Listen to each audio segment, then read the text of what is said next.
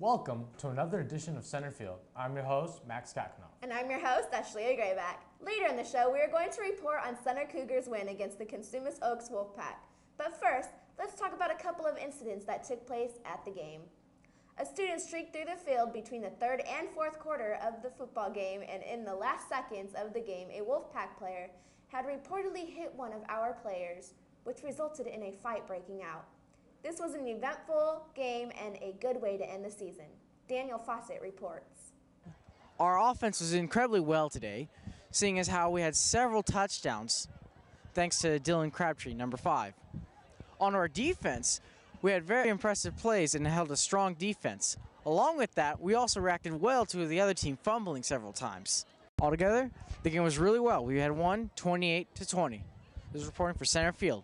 It's a new sports season, and we have 3 new sports coming up: boys basketball, girls basketball, and wrestling. Boys basketball has a scrimmage on Saturday at Placer High School.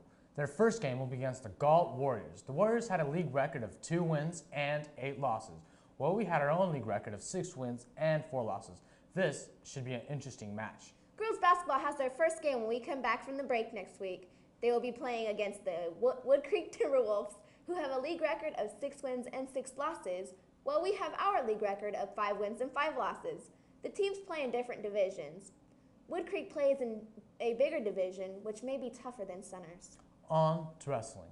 This year we have 2 returning wrestlers who are Master Tournament qualifiers. Daniel Gusev is the first person at the school to participate and place at the state tournament. Nick Yakshin also made it to the Masters Tournament. Also, several second and third year wrestlers are returning. Last year, the wrestling team lost the league championship by 1 point. This season is something to look forward to. Please send us your questions or comments.